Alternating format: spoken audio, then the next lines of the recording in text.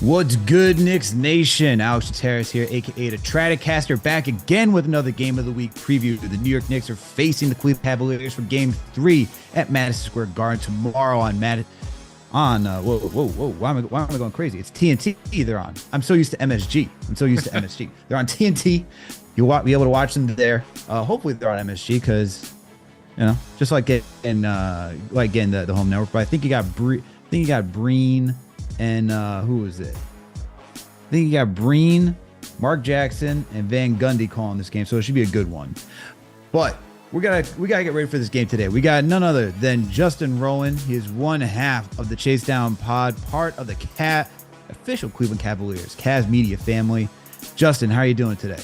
I'm doing great, man. Thank you so much for having me. I really appreciate it. This is it's been a fascinating series so far, and I think Game 3 is going to be no exception. Absolutely. And before we get into all the details of this game, please make sure to hit that thumbs up button for your boys and make sure to check out KnicksFanTV.com. Now, Justin, you guys got us in Game 2, man. You guys got us in Game 2. It was I was a little confident, you know, myself. I was like, all right, let's see. I think it should be a good game. The way that the Knicks came out in Game 1 with all the energy, the defensive, you know, they showed a lot of good defense against Garland and just stopped him and everybody else on that team. I was like, I think they could replicate it, but no, unfortunately, they weren't able to. What did you see in that game that the Cavs made adjustments towards in order to take down the Knicks? Yeah, well, one of the biggest things wasn't really an adjustment from a schematic perspective, but it was for Darius Garland to be a little bit more assertive. When Isaac Okoro was out there in Game 1, the Knicks were really trapping a lot, right? They were blitzing him the whole time. And that changed as the game went on. When Caris LaVert or Jetty Osman were out there, they were playing him a little more straight up. You saw some drop coverage in the pick and roll.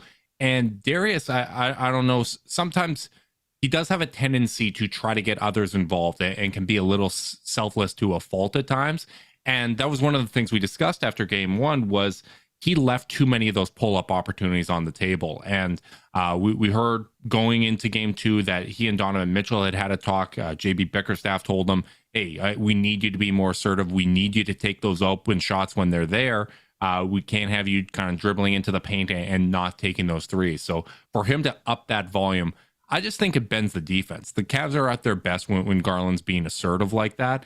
And I just think it helped the Cavs offense really kind of settle in and find more of a groove. And defensively, the biggest adjustment was just throwing a variety of looks at Jalen Brunson, you know, really blitzing the pick and roll, hard shows. There were times where I thought Brunson did a good job navigating it, but part of what you want to see with those type of defensive coverages is speeding up decision making. So I thought Brunson left a little food on the table, just like Garland did in Game 1. I expect him to be a little more assertive in those spots, but just really making the Knicks uncomfortable and making sure that they're playing one-on-one basketball rather than getting everybody involved.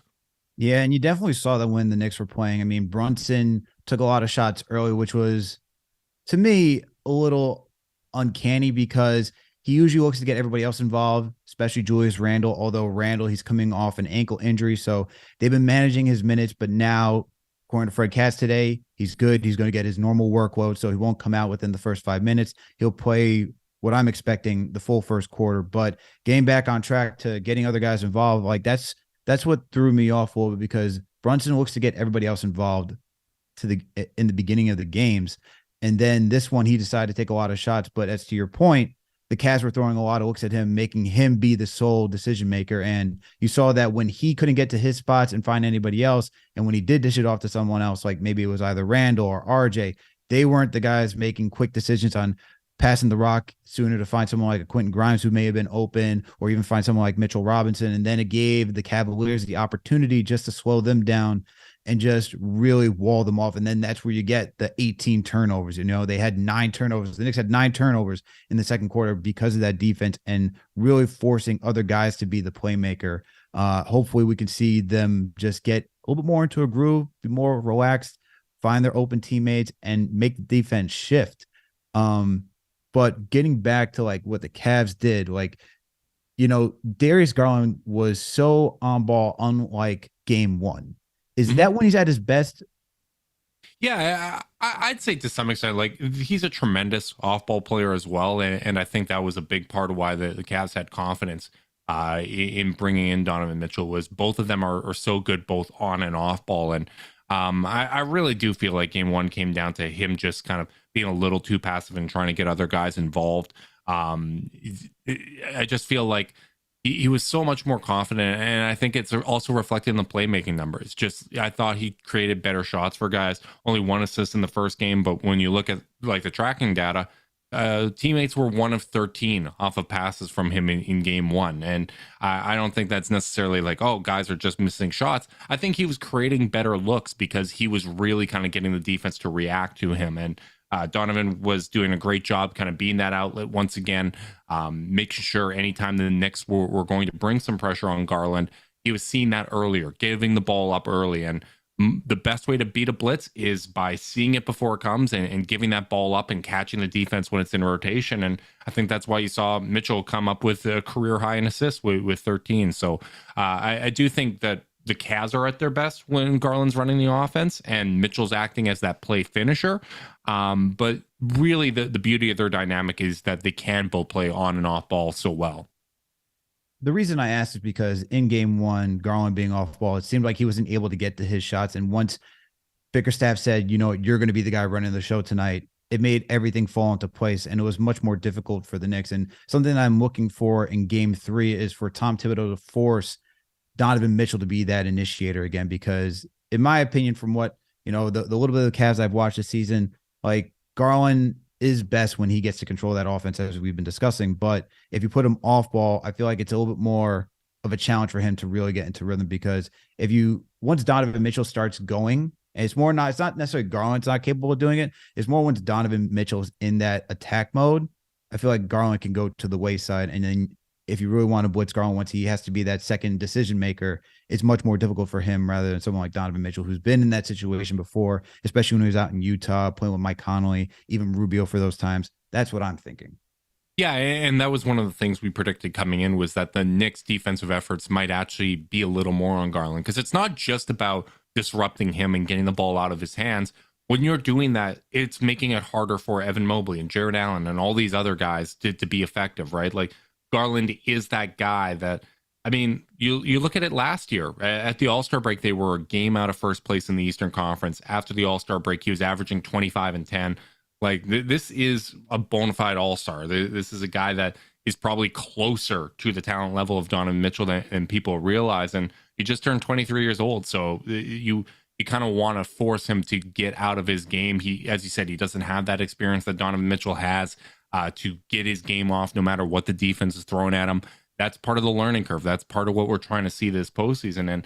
And from a Knicks perspective, coming into this series, so much of the conversation was, okay, Jalen Brunson, is he able to outplay Donovan Mitchell again? Is he able to punk him in the ways that he did in that Dallas-Utah series? And from the Cavs perspective, it was, okay, that's obviously going to be one of the key matchups, but can Darius Garland play to that Jalen Brunson level? Can he elevate his game and change the conversation so that he's playing at that level? Because you look at their overall seasons and it's equivalent, but the thing that Brunson really has is that playoff experience, that know-how, the ability to get it off against no matter what the defense is throwing at him. So far to this series, right now you have the two leading scorers in the series being Donovan Mitchell and Darius Garland. And the Knicks, I'm sure, are going to look for ways to change that. Because if the two leading scorers are those guys, I don't see the Knicks winning the series. Yeah, and you know, it's unfortunate that Julius had to get injured before the beginning of the postseason. Some may look at it as like a blessing for him to like really rest his body and get his mind correct, because you started to see him get a little frustrated towards the end of the season. I mean, that's the challenge of an 82 game season, right? And he played, I think it was like 78, 79 before. 77 before he went down, because there was 5 games left. So you look at that aspect. And so for Randle to figure out his game, and Brunson also works off of his game, it kind of makes sense why they're struggling to get into their offense. I mean, also when you look at game one, Brunson was in foul trouble early, so we didn't really get to see the full Jalen Brunson experience either. And I expect them to bounce back, especially being home in game 3. But getting back to the Cavs, Caris LaVert was the X factor that came out of nowhere. You know, you see Bickerstaff sit down, Isaac Okoro, LaVert comes in, gets 35 plus minutes, has some good offense, has some good defense. What do you think about him so far? I mean, it's been a little bit of the Caris LaVert experience. I think overall he's had a very good year for the Cavs. He's changed his game to be more of a two-way player. Throughout the season, you can kind of rely on his defense and you can rely on his playmaking. He's a good pick and roll ball handler and someone that can make plays in those spots. But in terms of him actually scoring and the things that he's been known for in his career, that's kind of come in waves, right? Like there's times where he's played better. I think early in the season he was deferring a little too much, but he was a whole lot better after the trade deadline, and I think some of that had to do with hearing his name in all of those rumors. He was that matching salary and all those kind of Cavs talks, and he was really good for them down the stretch. And I'm not surprised to see him bounce back a little bit. I don't think you necessarily are expecting him to have a game that significant again in this series, but he is someone that can get you those timely buckets that can make those connecting plays and hit 3-point shots. I mean, shot 39% on good volume this year, taking 5 threes a game. So for a Cavs team that needs that 3-point shooting, his presence is really, really damn important. So I don't know necessarily if they're going to go to him starting.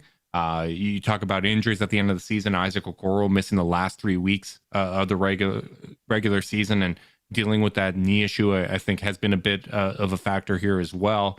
I can see them still starting Okoro, but in terms of what they'll do throughout the flow of the game, I think you're going to continue to see a heavy dose of Caris LaVert as the sixth man.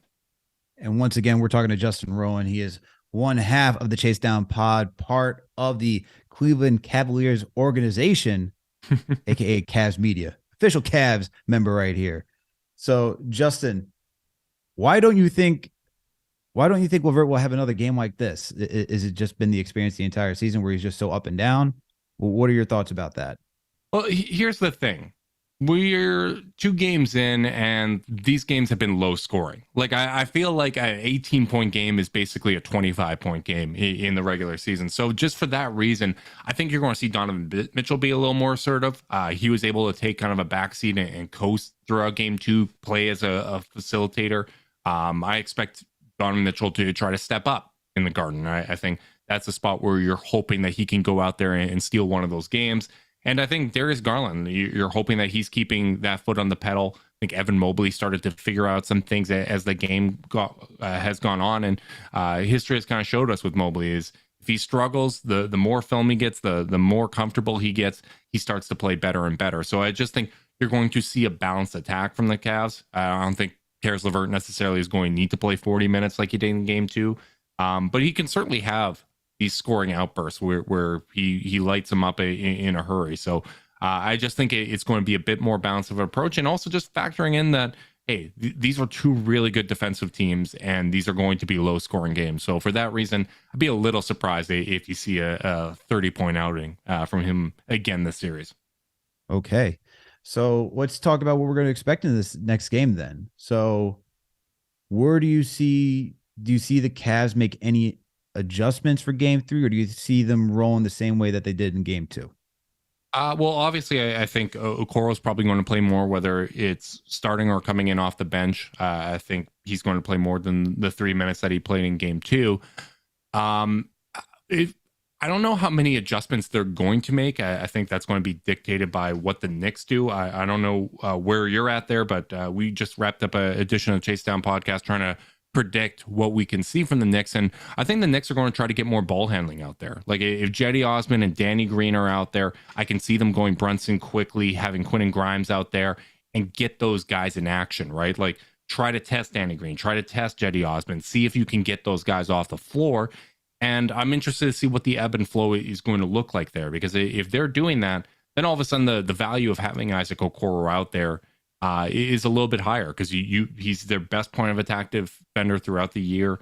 He's really made a lot of strides there on that end. So having multiple guys out there that can defend the point of attack and help blow up those actions are going to be really important. So I think obviously the flow of a playoff series is usually one team adjusts, and until the other one gets them out of that, they're going to stick with what they're doing. So I don't think you're going to see a massive deviation from game 2, but you might see some changes in terms of personnel and minutes. Okay, yeah. For the Knicks, on the Knicks side, I'm looking at getting Quentin Grimes more involved. As of right now, he's hasn't been getting a lot of shots up. Like the last game, he only got 2 attempts, and we need him to provide more 3-point shooting and just his ability to attack the lane and really have the defense collapse. That's just an aspect of his that's just been so valuable this season. He's got a quick first step, and he hasn't really been able to utilize that. And I think that's partially due to how the Cavs have been defending and partially due to him just not being aggressive enough when the ball touches his hand. So I want to see him adjust his own game, and Tibbs tell Brunson and the rest of his teammates, like, yo, let's look for Grimes, because we need that offense from him to keep the Cavaliers honest. Because as of right now, what I'm seeing is that you're daring guys to shoot, and you know that the Cavs are one of the better teams defending the paint. Brunson, Randle, RJ, all three of them love to get downhill. So if we don't have the 3-point shooting to counterbalance that, then it's going to be easy for the Cavs just to continue to defend the paint. So I'm looking for Grimes to get more involved there. I'm also looking at Immanuel Quickley. I'm looking at Immanuel Quickley to bounce back. You know, we were talking a little bit about this behind the scenes. He did not win Sixth Man of the Year. You know, he lost to Malcolm Brogdon. So I hope that he has ridiculous to me. Well, appreciate that you say that and you feel that way, because I feel the same way, considering he's been so important for the Knicks and what they've done this season.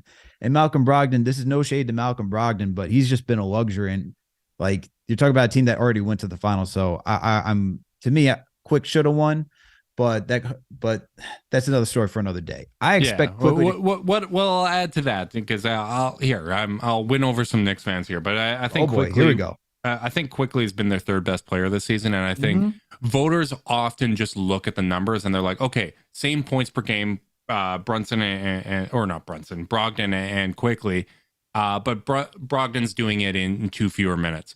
What they're not factoring in is the unique thing about Immanuel Quickley, which is these kind of microwave guys that come in off the bench. Everyone assumes, oh, it's like Lou Will, it's Jason Terry, all that. Immanuel Quickley has turned into like a legitimately great defensive player, someone that can change games on that end of the floor. And you don't get that with those 6 men, and defense almost never gets factored into that conversation. And I just feel like that aspect has been overlooked. And the starting games part, I think that's ridiculous as well. I don't think that's enough of a factor, and I feel like it's ignored his two-way impact and just how important he is within kind of the Knicks hierarchy, because I think people still assume that third guy's RJ Barrett just based on draft position, and for this season, I'd probably put Immanuel Quickley and Quentin Grimes over RJ in terms of their impact on the season. Well, Justin, you are certainly welcome back on the show anytime you want after that. Look at that. Someone who understands what Immanuel Quickley means to this team. Really appreciate it. And I wrote the same thing for like KnicksFanTV.com, saying he's been our third best player because of all the things you just noted.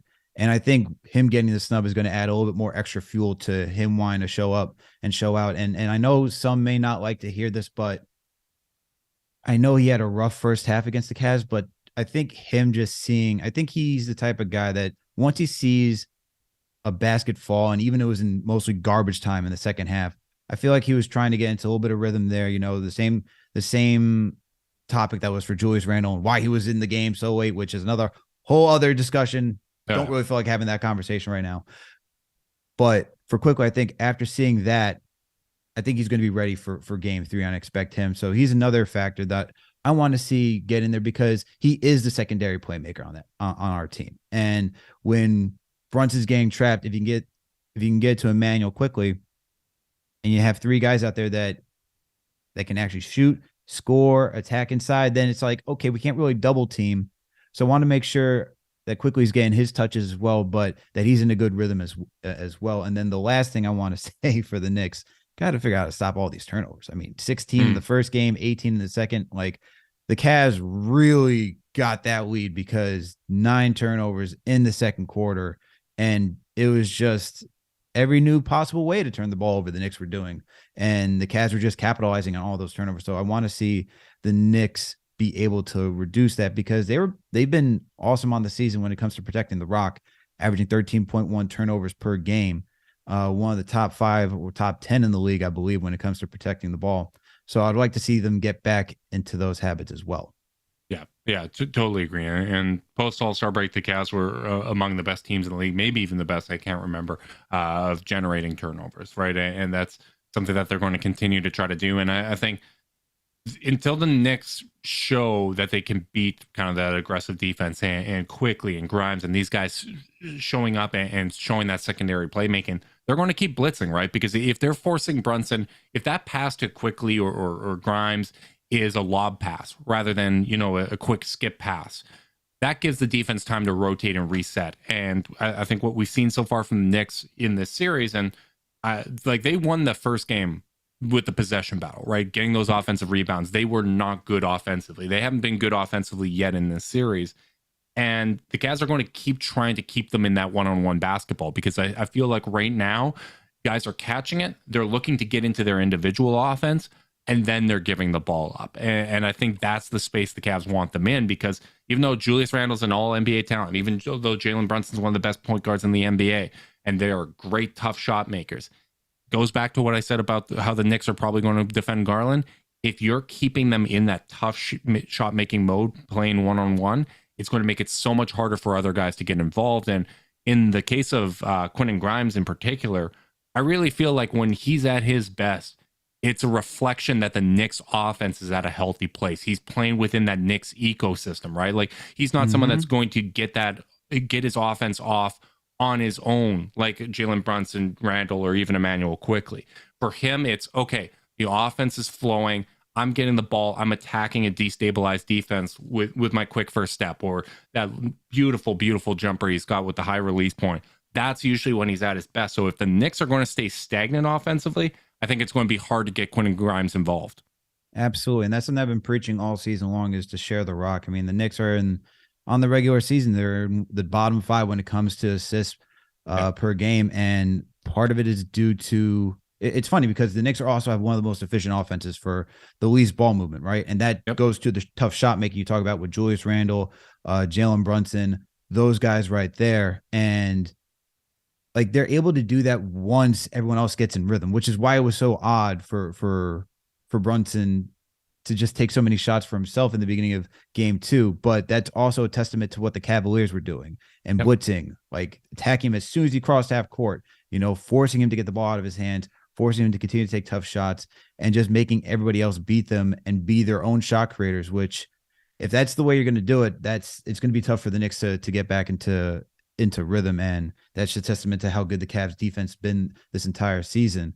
But another guy that I'm looking at, honestly, on the Knicks side is RJ Barrett, because it's been tough considering he likes to get downhill and he doesn't have a 3-point shot. And to be honest, I'm expecting him to kind of get the Okoro treatment if he's not going like that, because to go against Mobley, to go against Jarrett Allen, and we've seen this throughout the regular season too, he just hasn't had a lot of success going against the Cavs big men. And why do you think that is, that he hasn't had such good success going against the Cavs big men?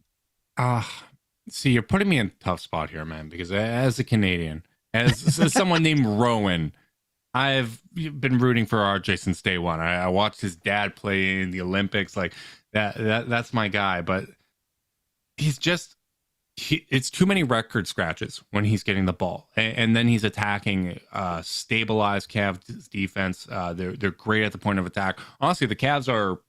There's a reason why they have the best defense in the league, but their first shot defense is usually fantastic. When they're giving up shots to the open corner or when they're giving up clean looks, usually that's on an offensive rebound. That's second chance opportunities or a loose ball kind of scramble situation.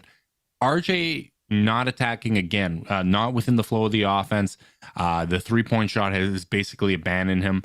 I think he's shooting something like 25% since the All-Star break on wide open threes.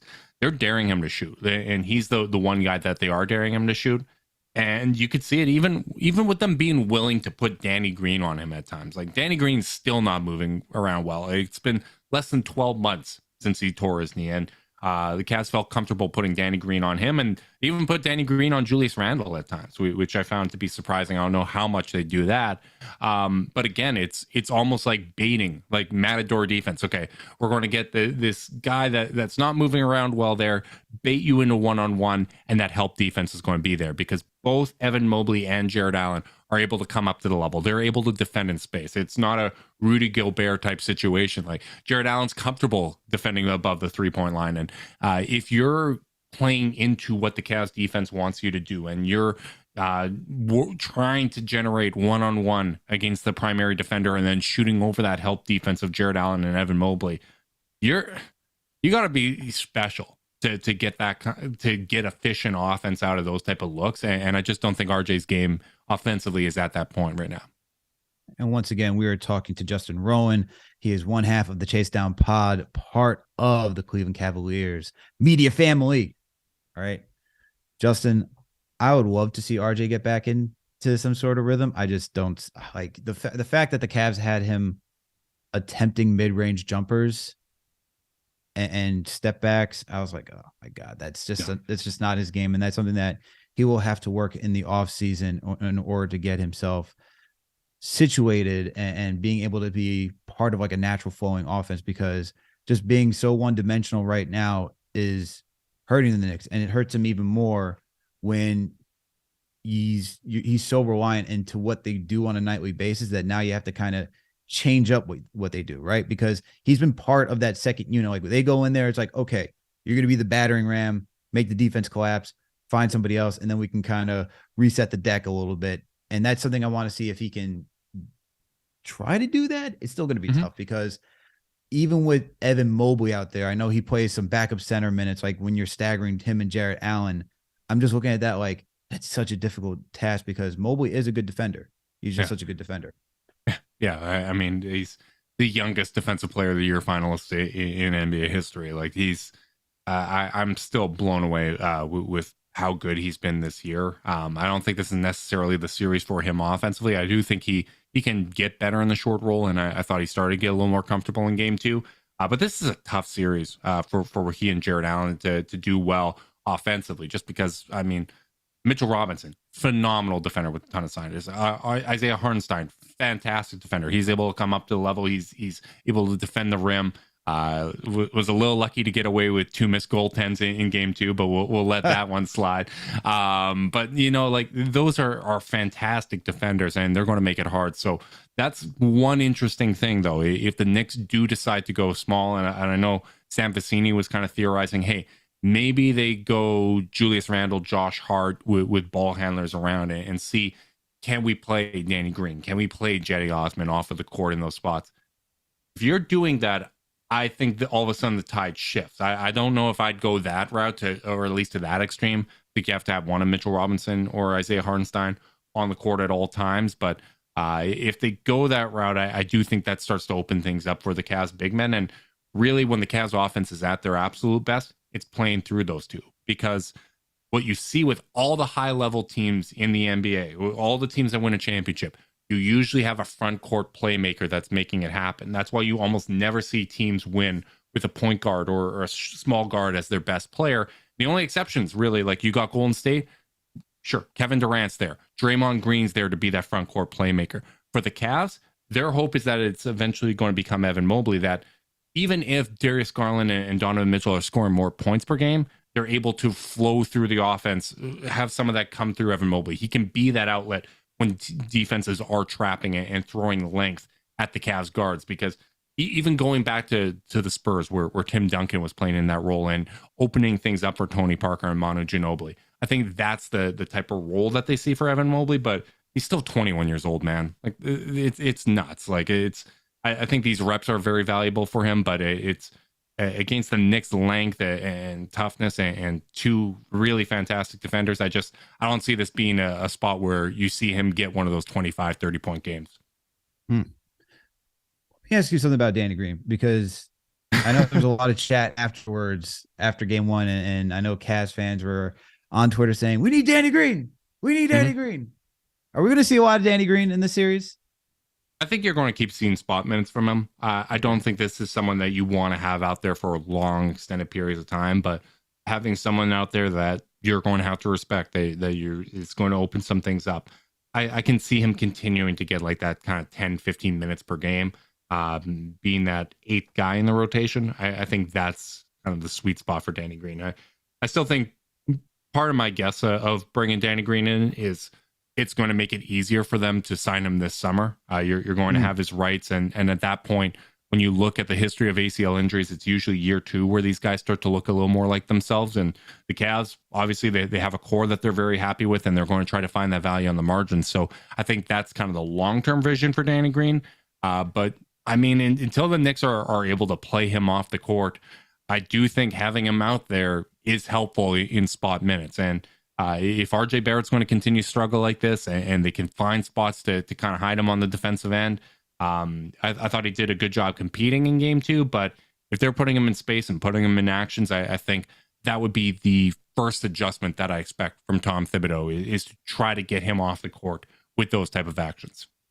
Do you see Danny Green like getting more minutes in replace of Isaac Okoro in the future, or do you still see Isaac Okoro getting a bulk of the minutes? I don't know if Isaac's going to get the bulk of the minutes. I think it might actually be Caris. Like, if you look for the season, their best lineup is Garland, Mitchell, Caris, Mobley, and Allen, right? Like, and funny enough, the Isaac lineup has been much better than that lineup offensively. Like, that's been a dynamite offensive lineup for them throughout the year. I don't know if it's just kind of timing, some of the weird stuff. I mean, you started the season, you had Darius Garland get that eye injury. When Cavs played the Knicks in January, you had Mitchell that was playing through a groin injury, and Garland had an injury to his shooting hand, right? Like, so they've had these weird things that they've been playing throughout the season, but I do think Isaac has shown a lot of growth this year offensively. Like, he shot 49% from the floor, 36% from 3. Since going 0 of 12 from 3 to start the season, after changing the mechanics on his jump shot, he's been shooting 39% for the year. The problem is the volume's just not there. Like, if I'm the Knicks, if Isaac Okoro goes 2 of 5 from 3, I'm not changing how I'm playing him defensively, even if he does that every single game throughout the series, because that's such low volume. That's only 6 points. My ability to disrupt what Darius Garland's doing and stop him from getting the bigs involved, stop him from getting Donovan Mitchell easy looks, I'm still going to be blitzing, and I'm going to use Isaac's man to come over and tag Mobley or tag Allen or whoever's coming on the roll. I would keep doing that and force him to beat you in those ways. But we'll see, right? Like, obviously teams are going to be a little more guarded about how healthy these guys are. We'll see if Isaac's healthy, but I still feel like, especially if the Knicks start to get Quentin Grimes going and get Immanuel Quickley going and get these guys involved, Isaac's defense is going to be really important, because prior to that last game, Jalen Brunson, his least efficient team that he played against on the season was the Cavs, and a big part of that was Isaac Okoro. That game that came down to the wire in the Garden, Jalen Brunson had more air balls than made shots when Isaac was on him. And I'm by no means saying that he's going to be someone that's just going to shut him down. I mean, Kawhi Leonard won a Finals MVP holding LeBron to 30 points on 50% shooting, right? Like, great players like Jalen Brunson are going to get it done, but Isaac's going to be able to make him work. He's going to make him tired, and I think the Cavs are going to try to put Jalen Brunson in as much action as possible and take advantage of him on the defensive end, not only to get their own offense going, but to tire him out as much as possible, so that he's not able to be the hero for New York.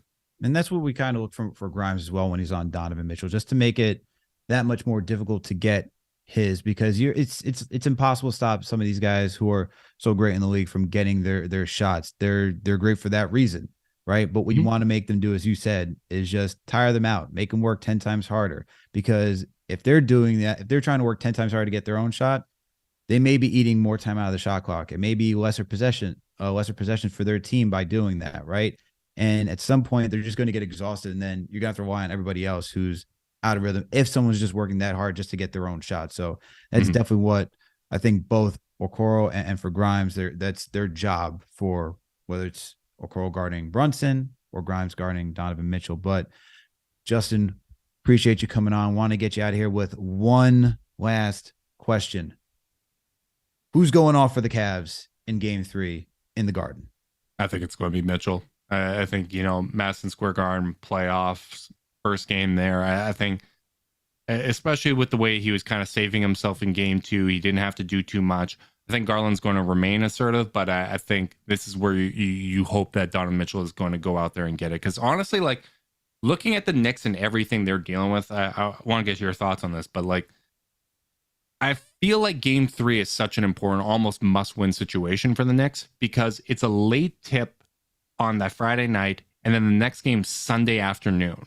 With like Julius Randle and Josh Hart, all these guys nursing injuries, if they're coming off a loss in that situation, that's a really, really tough position to be in to kind of say, okay, let's not go back to Cleveland down 3-1, right? And I feel like if this series is going to go the distance, and I predicted that it is going to be a very long series, Knicks need to get game 3 because I feel like game 4, just from a scheduling perspective and with everything they got going on, I feel like that's going to be a really tough situation for them. Yeah, I agree with you that the Knicks need to come out and win game 3. And I think, yes, definitely to that from the scheduling aspect, the amount of rest you're going to have after the game, but it's also the first game at home. You know what I mean? Like you want to set the tone right for your home crowd, for yourself. And as soon as you get back on your own floor, you got to show that it's your court for the reason. The Knicks did their job going out to Cleveland, snatching one game. Now you got to show that it's worth it by coming home and saying, all right, game 3, this is ours. It's our house, and to work. It's interesting because the Knicks are such a good road team. And I've been saying that, like, I expected them to win game 1 because of, like, I just felt like there's a certain level of juice that they had to show them, like, after losing to the Hawks in the manner that they did. I was so worried about game 1. I said coming in, especially with the Cavs, like, not playing a real game for basically 2 weeks and resting starters and everything, I was worried about that game 1. And I totally agree, man. Like, I thought the Knicks are such a good road team. And the funny thing is, home, it's a little like they're good, but they haven't been great. They've been a whole lot better since Josh Hart has been added. But you look at it for the year, Knicks are 12th in net rating at home for the season. Cavs are 3rd in road net rating, even though they have a bad road record. A lot of that comes down to their performance in the clutch on the road, but they're in all of these games. And for all the differences between Cleveland and New York, these fan bases, us fans, we've been through a lot of shit, man. Like, that's what I was. Family show. Sorry, pardon me. We've been through a lot. We've been through a lot of heartache, and I just feel like it's one of those spots where things get tight. If you get down at home, all the things that these fans have been through in the playoffs and whatnot, you want to give them something to cheer about. And Madison Square Garden is going to be absolutely unbelievable. If the Knicks get out to a lead, I just feel like that's going to give them so much energy. So I feel like them setting the tone is going to be so important. And I think they are ready to set the tone. The way that this team looks, it's so different than 2 years ago. This team is really laser focused. I mean, and this is not to go like at the Cavs or the fan base or anything, but you hear like JB Bickerstaff and you heard like the physicality. There was a lot of gripe about the physicality in game 1. And then, game 2 comes here, I'm not going to say it was the main reason, but it was called differently between both halves. It was definitely called a little bit differently from the way I saw it, but that's not the reason why the Knicks lost. The Cavs came out and did their job, and they made their shots, and they looked phenomenal doing it. But now Nick, especially with that Jarrett Allen late hit on Julius, and like I see he's laser focused. I hear how they're all talking. They're not talking about like, oh, it was too physical. Oh, this is they just say the Cavs did what they had to do. We're gonna do what we have to do. That's it. It's a different mindset than it was 2 seasons ago, and I think they're going to be ready for game 3, and that's why going into this game, I chose Randle in game 2 to bounce back. I'm gonna go with Jalen Brunson in game 3. I feel like I think Quickley's going to show up, but if you're going to ask me who's going to have that game, he hasn't had that game yet, but I think Brunson's going to have that game. I think he's going to figure out how to get everybody else involved, and then the game's going to flow naturally to him. And I'm looking for Brunson to be that guy in this game to show why he's the leader, why everything's changed with him at the helm. So I'm looking for Brunson to show up. But the other thing I want to mention is that it's interesting for these two teams because the Cavs are not a good road team, and the Knicks on the season were not really a good home team, as you pointed, until Josh Hart got here. So it's going to be interesting to see how this all works out. 100%. Yeah, 100%. It's been something we talked about all year is that I've kept arguing that the Cavs are better than the record on the road. Like I said, 3rd best net rating on the road. Usually that's a little bit better of an indicator, but it's come down to the clutch. Like that's what it's been. It is on the road. They wait too long to get into their sets. And when they wait too long to get in their sets, they're not getting the bigs involved, and it devolves into Darius Garland or Donovan Mitchell going one-on-one in those spots. And I think they did a better job of that throughout the close of the season. They had a lot of road games down the stretch to go out and earn home court, beating Miami in the clutch, beating Brooklyn in the clutch. Like all these big wins on the road. This is going to be the real test, though. Madison Square Garden, prime time, big time moment. Donovan Mitchell making his playoff debut against the Knicks. Like this is going to be something special. Absolutely. And Justin, thank you so much for coming on today's show to preview Game 3. Please let our listeners know where they can find you, and if you got anything coming up that we should be on the lookout for. Yeah, absolutely. You can find me on Twitter at CavsCanada. Just slap the Cavs in Canada. You'll find me there. I apologize for everything else you see after that point. You can find Chase Down wherever you get your podcast. You can also find us on the Cavs YouTube channel. We're going live after every game for the remainder of this series, as well as the playoffs. If it does go beyond that, fingers crossed. Wherever you get your podcast, wherever you're listening to this, you can probably find us as well. Awesome, Justin. Once again, thank you so much for coming on. And to Knicks Nation, thank you all for tuning in once again for another Game of the Week preview. This time for Game 3, Knicks facing the Cleveland Cavaliers at home in Madison Square Garden. All right, it's going to be on ABC, not TNT. I got that wrong. I had a little brain fart at the beginning of the show. It's going to be on ABC with our guys Van Gundy, Mark Jackson, Mike Breen on the call. So you know it's going to be a good one. You know it's going to be a good game when you got those three calling a game and not Reggie Miller through TNT. Thank God. All right. But make sure, Knicks Nation, hit that thumbs up button for your boys, and make sure to check out KnicksFanTV.com. After every game, you get Remy's recap. And last and certainly not least, if you're going to go to the game or if you just want to go hang out, happy hour mixer between OmniFan and KFTV Friday at 4:30, between 4:30 to 7:30 p.m., April 21st. Make sure to go head over there. And if you're going to the game or you just want to hang out, watch the game, make sure to go get your tickets right now online. You can go to any of the IGs and go find the link and go check it out. But thank you, Knicks Nation, for tuning in. We out of here.